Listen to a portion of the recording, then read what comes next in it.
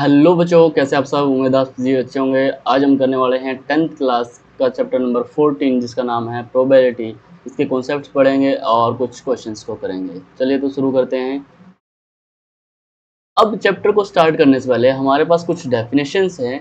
सबसे पहली डेफिनेशन है हमारे पास random experiment. Random experiment random experiment क्या होता है? रैंडम एक्सपेरिमेंट होता है एन एक्शन और operation which can produce some well defined result. Means कि हमें कोई क्या करना है, काम करना है। क्या करना है? काम करना है जो क्या दे मेरे को, जो मेरे को दे एक वेल डिफाइंड रिजल्ट दे। क्या दे?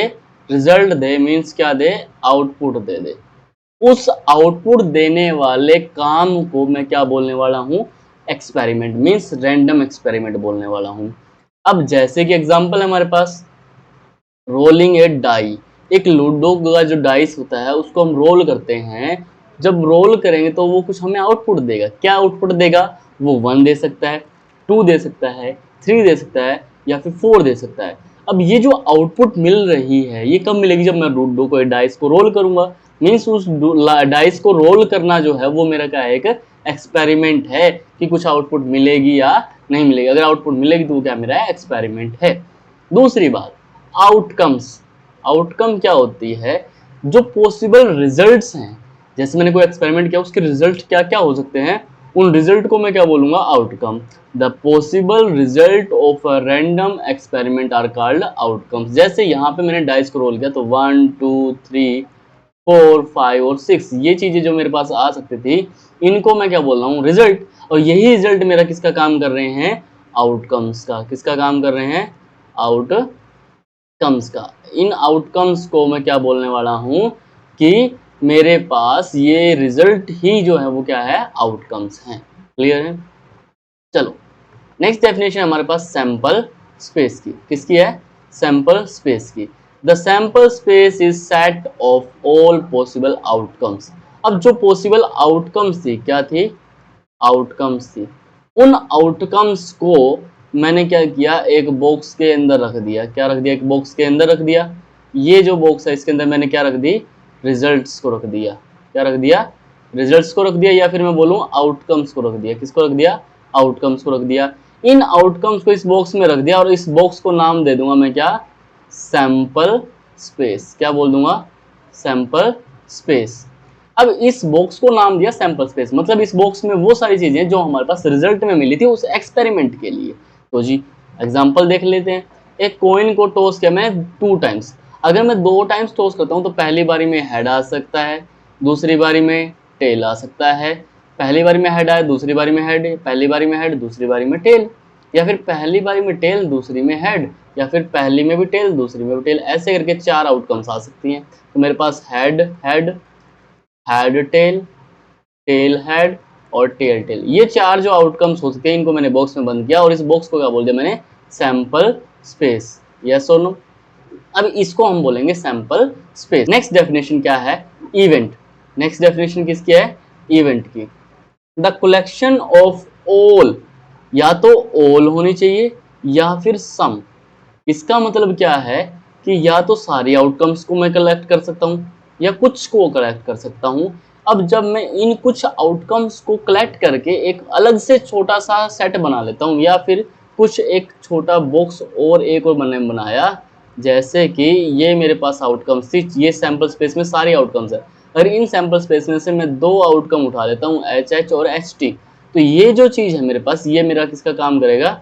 इवेंट का। अब पूरे सैंपल स्पेस में से कुछ आउटकम्स का जो कलेक्शन है उस रैंडम एक्सपेरिमेंट के, उसको क्या बोल रहे हैं हम? इवेंट बोल रहे हैं। एग्जांपल के तौर पे अगर मैं बात करता हूं, मैंने एक डाइस रोल किया। क्या किया? डाइस रोल करता हूं मैं, तो मेरे पास आउटकम आ सकते हैं 1 2 3 4 5 और 6। लेकिन मैं बोल रहा हूं कि मेरे को उस इवेंट की बात करनी है जब मेरे पास क्या आए? इवन नंबर आए। इवन नंबर कब कब आ सकते हैं? 2 आ जाए, 4 आ जाए, 6 आए। दैट मीन्स इस पूरे को अगर मैं कलेक्ट कर दूं तो इसको मैं बोलूंगा क्या? Sample space. Sample space. और जब ये मैंने कलेक्ट कर दी तो इसको मैं बोल रहा हूं क्या? ये मेरा क्या है? एक इवेंट है। जब मैंने इनको कलेक्ट किया, इवन नंबर्स को कलेक्ट किया, इवन नंबर्स को कलेक्ट किया। समझ आई बात? For example getting an even number rolling a dice 2 4 6, total outcomes तो थी 1 2 3 4 5 6, इनको बोलते हैं हम सैंपल स्पेस। और यहाँ पे क्या है मेरी पॉसिबल जो मेरे को रिक्वायर्ड थी, मैं मतलब इवन नंबर की बात कर रहा था, किसी एक स्पेसिफिक टाइप की बात कर रहा था, वो मेरा क्या है एक इवन, वो इवन जो नंबर वाला जो पार्ट है उसको मान लूंगा मैं इवेंट। क्लियर है? नेक्स्ट, अब नेक्स्ट क्या है, कुछ इवेंट ऐसे होते हैं जिनके कोई चांस ही नहीं होते। जैसे अगर मैं डाई की बात कर रहा हूँ, अगर डाई की बात कर रहा हूँ तो मेरे पास 1 2 3 4 5 और 6 आ सकते हैं। यहाँ पे सभी को पता है कि सर 7 तो आ ही नहीं सकता, 7 आ सकता है क्या? नहीं। तो मैं अगर बात करूँ 7 वाले की, अगर मैं पॉसिबल बात करूँ कि 7 आ जाए, उस बात की बात करता हूँ, तो वो जो है वो कभी पॉसिबल ही नहीं है। अगर पॉसिबल नहीं है मतलब नो चांस ऑफ रिंग, जिसके होने के कोई चांस ही ना हो, उस इवेंट को बोलते हैं हम क्या? Impossible event. उस इवेंट को क्या बोलते हैं हम? Impossible event, impossible event. Same बात ऐसे ही है, जिसकी गारंटी हो कि वो पक्का 100% होगा ही होगा, उस इवेंट को हम बोलते हैं श्योर इवेंट। अगर मैं बात करूं ऐसे कि मेरे पास एक वाटर बॉटल है, क्या है? एक क्या है? एक वाटर बॉटल है, एक वाटर बॉटल है, और इस वाटर बॉटल के अंदर क्या है? उस वाटर बॉटल के अंदर है मिल्क। क्या है? मिल्क। और इस वाटर बॉटल के अंदर मैंने मिल्क डाल दिया। जब मैं इससे निकालता हूं किसी गिलास के अंदर कुछ, क्या निकालता हूँ? कुछ गिलास में अगर इसमें से कुछ निकालता हूँ, तो श्योरिटी किस चीज़ की है कि इस गिलास में क्या निकलेगा? मिल्क ही निकलेगा। तो ये क्या है? श्योर हूँ मैं कि मिल्क निकलने वाला है। तो ये कैसा केस है? श्योर इवेंट है कि इस बोतल में से मिल्क निकलने वाला है। और अगर इस बोतल में से मैं अगर वाटर निकालना चाहूँ, तो वो कैसा है? सर निकल ही नहीं सकता। क्यों? क्योंकि इस बोतल के अंदर तो क्या भरा हुआ है? मिल्क भरा हुआ है। तो वो केस कैसा है मेरा? इम्पॉसिबल, वो पॉसिबल ही नहीं है क्योंकि उसके अंदर वाटर है ही नहीं। Is it clear? चलो, यहां तक होने के बाद एक बात और आती है, probability can range between 0 to 1। जो प्रोबेबिलिटी है वो 0 से 1 के बीच की लाई करेगी। मतलब ये है कि अगर किसी चीज के होने के चांसेस बिल्कुल नो है, मीन्स नो, नो का मतलब हमारे पास 0, क्या? 0। और अगर इसकी पक्का गारंटी है कि यस ये तो श्योर है, मैं श्योर हूँ किसी चीज के लिए, तो उसकी गारंटी क्या है? 100%। 100% है। अब किसी चीज का होना ना होना किसके बीच में लाई करेगा? या तो यस और नो के बीच में लाई करेगा। यस का मतलब पक्का श्योर है, और नो का मतलब बिल्कुल श्योर हूं मैं कि 0 हो ही नहीं सकता वो तो होना हो भी सकता, नहीं हो सकता, वो इसके बीच में लाई करेगा। इसका मतलब यहाँ जो चीज है, नो का मतलब 0 है और यस का मतलब 100% है, तो प्रोबेबिलिटी कहाँ लाई करेगी? 0 से 100% के बीच में लाई करेगी। ये बात क्लियर हो गई। सेम बात अगर मैं यहाँ पे रिप्रेजेंट करना चाहूँ कि अगर नो का मतलब 0 है परसेंटेज के अंदर, तो सिंपल बिना परसेंटेज के क्या होगा? बिना परसेंटेज के भी 0 होगा। और यस का मतलब 100% है, नो का मतलब 0 है और यस का मतलब 100% है, तो न्यूमेरिकल वैल्यू क्या होगी? परसेंटेज को हटा करके क्या करते हैं? Divide by 100। तो ये परसेंटेज हटाया मैंने, डिवाइड बाय 100, दैट इज 1। यहाँ से कंक्लूजन मेरे को निकल गया कि प्रोबेबिलिटी जो है वो 0 से 1 के बीच में लाई करेगी। जो यहाँ परसेंटेज में 0 से 100% लाई कर रही थी, वो यहाँ पे 0 से 1 के बीच में लाई करेगी, मीन्स 0 से 1 के बीच में लाई करेगी हमारी प्रोबेबिलिटी। ये बात क्लियर हुई? अब ये रिजल्ट है, probability can range between 0 and 1 where 0 probability means event has to be an impossible. ये बात अपने ने पहले क्लियर कर ली। Same, and probability of 1 indicate a certain event, मतलब वो पक्का श्योर है कि वो होगा ही होगा। यहां तक क्लियर है? इतना करने के बाद हमारे पास आता है प्रोबेबिलिटी का मैथमेटिकल फॉर्मूला। मैथमेटिकल फॉर्मूला क्या बोलता है? प्रोबेबिलिटी ऑफ किसी इवेंट ई के प्रोबेबिलिटी जो है, मतलब कोई इवेंट मैंने बताया कि इवन हो सकता है या ओड हो सकता है, उस इवेंट की प्रोबेबिलिटी अगर मेरे को निकालनी है, तो मैं क्या करता हूँ? नंबर ऑफ फेवरेबल, फेवरेबल का मतलब है उस इवेंट की चांसेस कौन कौन से हैं। जैसे अभी अपने ने किया था कि अगर मेरे पास इवन नंबर आए डाइस पे, तो कौन कौन से थे? 2 4 6। अब वहां पे मेरे पास जो फेवरेबल है वो है 2 4 6, ये मेरे फेवरेबल है। लेकिन जब डाई को रोल किया, तब टोटल क्या था मेरे पास, टोटल था 1 भी आ सकता, 2 भी आ सकता, 3 भी, 4 भी, 5 और 6। तो यहाँ पे ये जो है ये मेरा सैंपल स्पेस है, तो टोटल नंबर ऑफ आउटकम्स जो है एक्सपेरिमेंट में वो मेरी क्या होगी, डिवाइड में जाएगी, और ऊपर क्या होगा, जो मेरा फेवरेबल है, मतलब जो मेरे को रिक्वायर्ड है उसके इवेंट के केसेस कितने हैं, कितने चांसेस हैं तब वो इवेंट पॉसिबल है, वो होगा प्रोबेबिलिटी। यहां तक क्लियर है। अब मतलब मेरे को पता लग गया किसी प्रोबेबिलिटी ऑफ ई इवेंट निकालनी है तो number of favourable outcomes divide by total outcomes, ये क्लियर होना चाहिए। ये हमारे पास क्या निकल के आया है, एक ये हमारा फॉर्मूला बन गया किसका, प्रोबेबिलिटी का। ये फॉर्मूला किसका बन गया, प्रोबेबिलिटी का।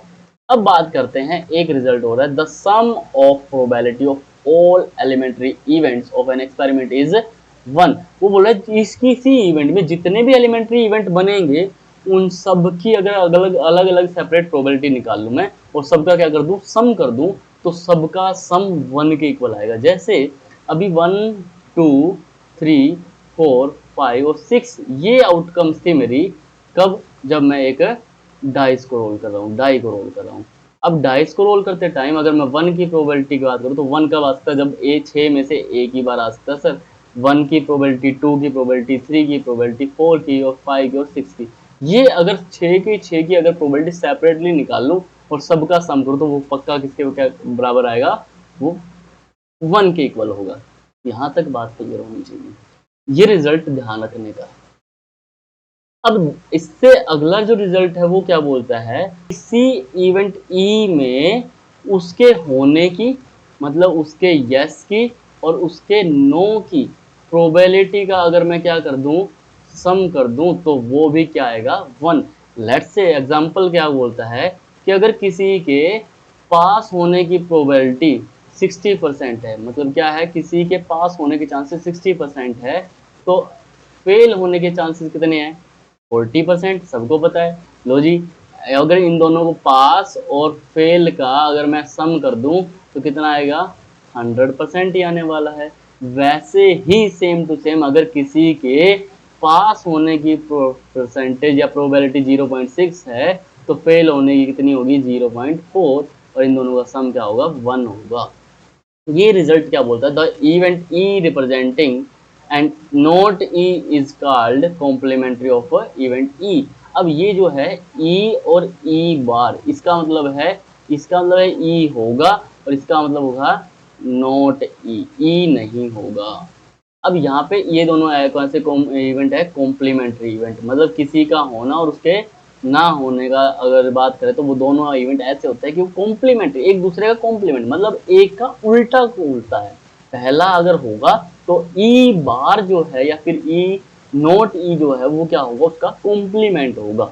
अब यहाँ पे अपने को पता है किसी के यस की और किसी के नो की प्रोबेबिलिटी का सम कितना होगा, 1।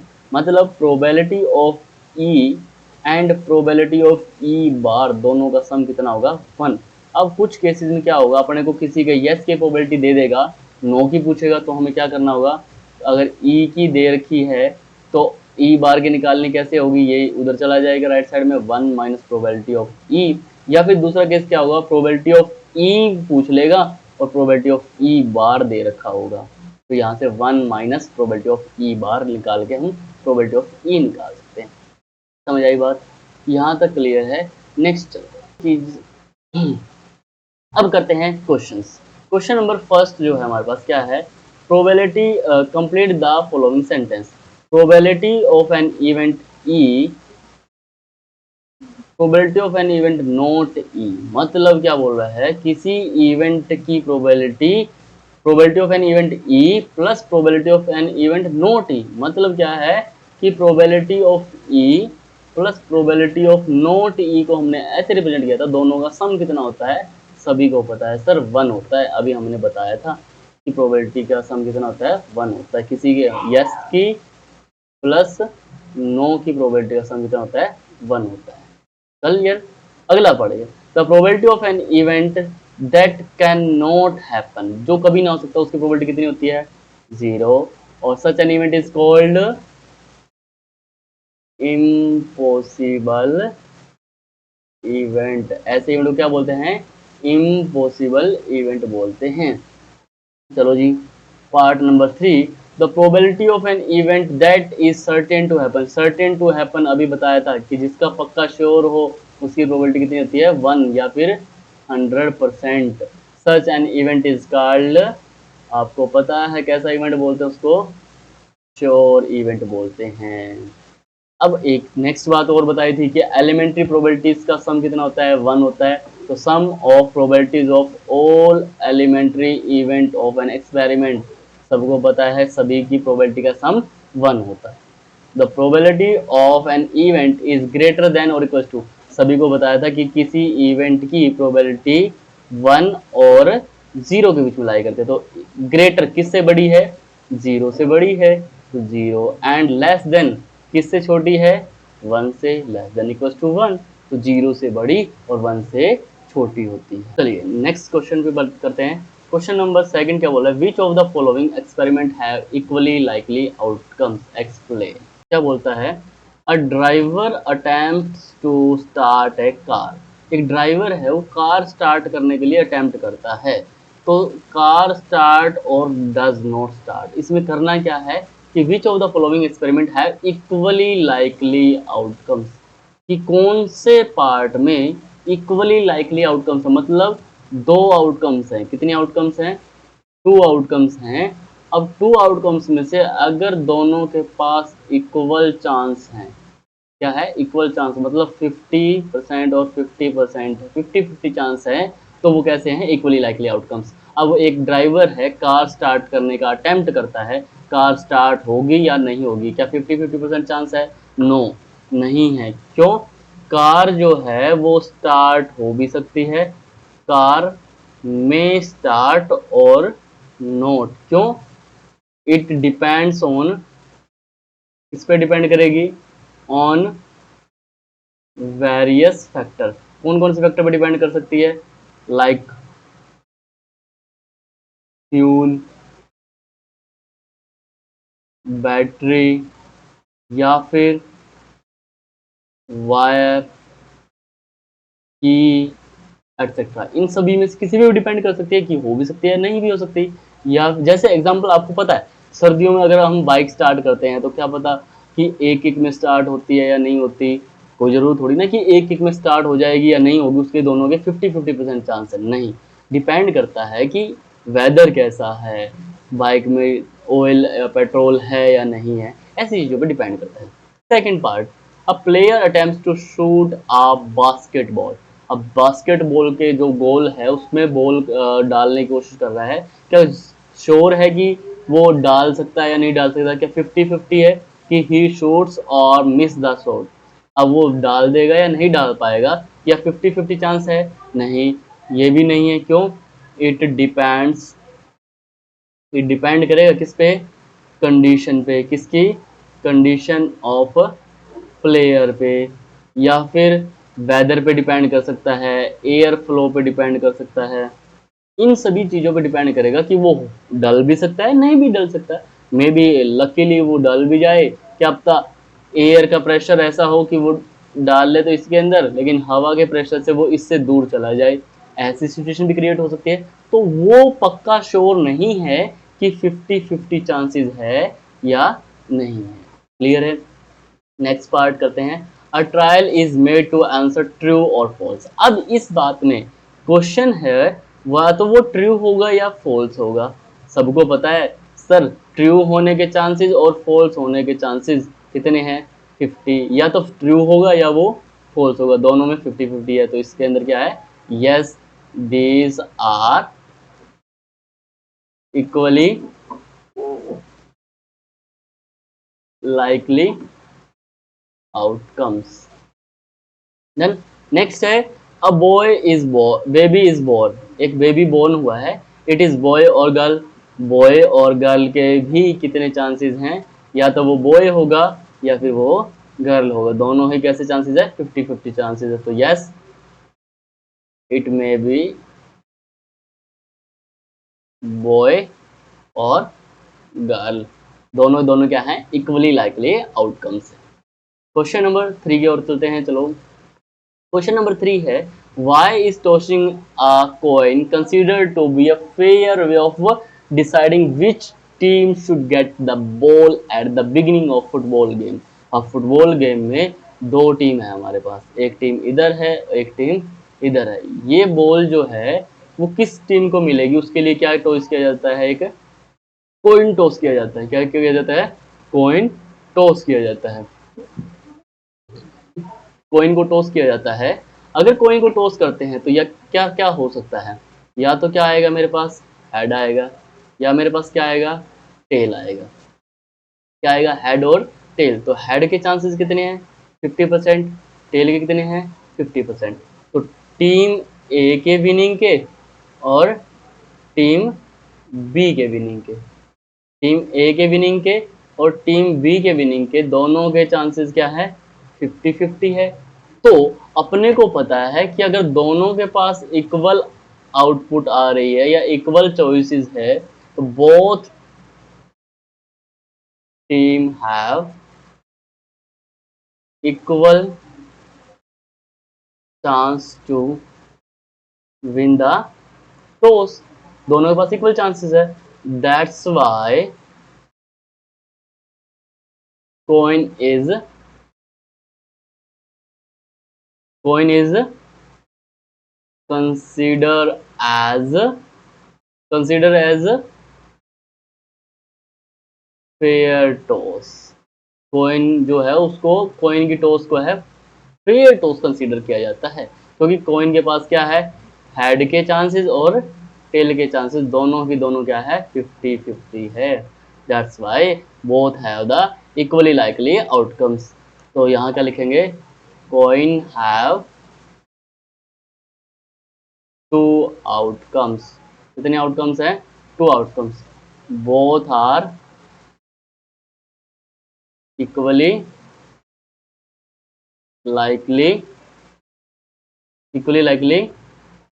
आउटकम्स। दोनों दोनों कैसे आउटकम है, इक्वली आउटकम्स है। इसलिए वो जो कॉइन है, कॉइन को टॉस करना है, एक फेयर टॉस माना जाता है। Question number 4। क्वेश्चन नंबर 4 आपको सबको पता है कि ये अभी अभी हम पढ़ के आए हैं, किसी भी इवेंट की प्रोबेबिलिटी वो 1 से और 0 के बीच में लाई करती है। इसका मतलब प्रोबेबिलिटी जो है वो नेवर ग्रेटर देन 1 से बड़ी नहीं हो सकती, and probability of event E never less than 0 से छोटी नहीं हो सकती। अगर मैं बात करूं किसकी, परसेंटेज की, परसेंटेज में बात करता हूं तो वो क्या है, 0% से और 100% के बीच में लाई करेगी। मतलब 100% से बड़ी नहीं हो सकती और 0 से छोटी नहीं हो सकती। यहाँ पे कौन पूछ रहा है, what of which of the following can not be, कौन सी प्रोबेबिलिटी पॉसिबल नहीं है। तब 0 से लेस पॉसिबल नहीं है, मीन्स नेगेटिव पॉसिबल नहीं है, नेवर, नॉट पॉसिबल। तो ये ऑप्शन जो है हमारे पास, कौन सा ऑप्शन, ऑप्शन नंबर बी, जो आंसर क्या दे रखा है, नेगेटिव दे रखा है। तो यहाँ जो क्या लिखोगे, probability probability of any event can never be negative. तो ऑप्शन नंबर बी जो है हमारा इसका करेक्ट आंसर हो जाएगा, कि बी जो वाला जो है पॉसिबल नहीं है। अब यहाँ पे एक नोट लिख लीजिए, अगर पॉसिबिलिटी की बात करें तो जब भी इस फॉर्म में आए, मतलब रैशनल फॉर्म में आए, P/Q फॉर्म में आए, मतलब प्रोबेबिलिटी ऑफ ई जो है वो P/Q फॉर्म की आए, तो वहां पे नॉट पॉसिबल कब होगा, नॉट पॉसिबल कब होगा, व्हेन क्यू जो है वो क्या आ जाए, लेस देन आ जाए पी से, क्यू क्या आ जाए, छोटा आ जाए पी से, या फिर न्यूमिनेटर जो है वो ग्रेटर देन आ जाए डिनोमिनेटर से। अगर ऐसा है तो वो प्रोबेबिलिटी पॉसिबल नहीं होगी, क्योंकि अगर न्यूमिनेटर बड़ा आ गया डिनोमिनेटर से तो वो आंसर 1 से 1 पॉइंट समथिंग या 1 ग्रेटर देन क्या आ जाएगा, ग्रेटर देन 1 आ जाएगा, ग्रेटर देन 1 आ जाएगा, और वो पॉसिबल नहीं होता है। तो ऐसी चीज भी ध्यान रखनी है, अगर ऐसा आ जाए तो अपने को क्या है, सिंप्लीफाई नहीं करना है, अपने को देखना है न्यूमिनेटर जो है वो लेस देन है किससे, डिनोमिनेटर से। अगर है तो ये काम हो गया हमारा, ये प्रोबेबिलिटी पॉसिबल है, अदरवाइज प्रोबेबिलिटी पॉसिबल नहीं है। क्वेश्चन नंबर 5 की बात करते हैं। क्वेश्चन नंबर 5 क्या बोल रहा है, probability of E is 0.05, what is the probability of not E। Not E का मतलब आपको अभी पता है, क्या पता है, वी नो दैट, अपने को क्या पता है, probability of event E plus probability of event E not is equal to 1। मतलब किसी इवेंट के होने की और किसी इवेंट के ना होने की प्रोबेबिलिटी का सम कितना होता है, 1। तो प्रोबेबिलिटी ऑफ ई अपने को गिवन है 0.05 plus probability of not E equal to 1। यहाँ पे अगर 0.05 को लेफ्ट साइड से राइट साइड में लेके जाते हैं तो probability of E bar equal to 1 minus 0.05। 1 में से 0.05 माइनस करते हैं तो 0.95 आंसर आता है हमारा। मतलब probability of not E is equal to probability of not E, कितना आएगा, probability of not E is equal to 0.95। अब इसको, ये जो हमने बार लिखा है ये भी सही है और ये भी है, ये हमारी नॉट ई की रिप्रेजेंटेशन होती है। क्या, नॉट ई को हम ऐसे लिखते हैं, प्रोबेबिलिटी ऑफ नॉट ई जो होता है वो ऐसे लिखा जाता है प्रोबेबिलिटी ऑफ ई बार। ये बात ध्यान रखना, क्लियर है। क्वेश्चन नंबर 6 की बात करते हैं।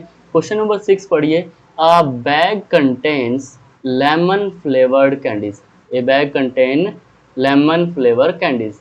बैग में कैसी फ्लेवर कैंडीज हैं, लेमन फ्लेवर की कैंडी है। कैसी कैंडी है, लेमन फ्लेवर्ड कैंडी है। और मालिनी टेक्स ओनली, सिर्फ लेमन फ्लेवर की कैंडी है और दूसरी कोई कैंडी नहीं है। Malini takes out one candy without looking into the bag. अब मालिनी नाम की लड़की है, वो उस बैग में से एक कैंडी उठाती है बिना उसको देखे, बिना उसको देखे।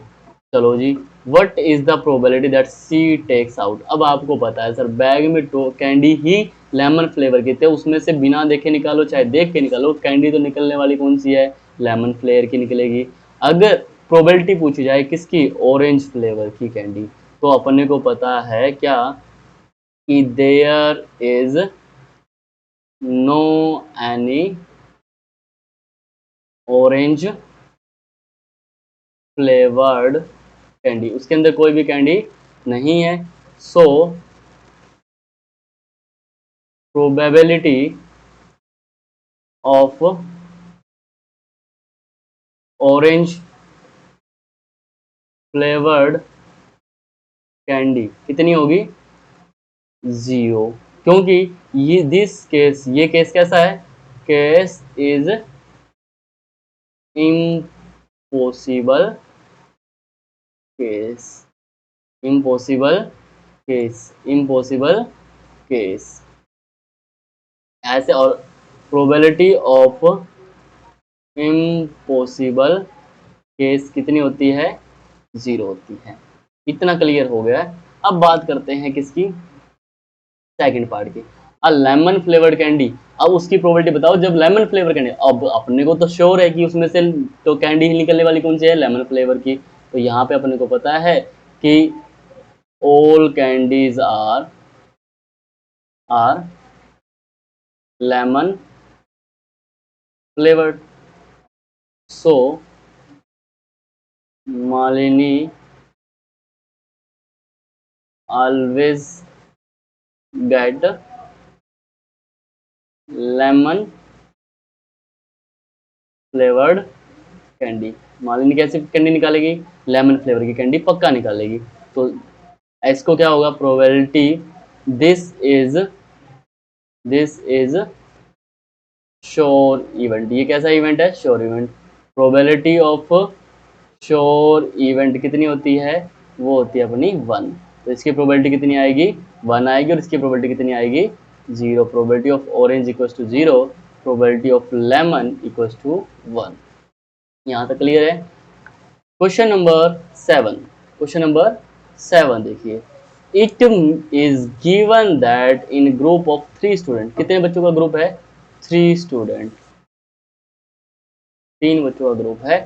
The probability of 2 student not having same birthday. अब मैं क्या करता हूँ, लेट करता हूँ, let E be an event that, E एक ऐसा इवेंट कंसिडर करता हूं that two students have same birthday,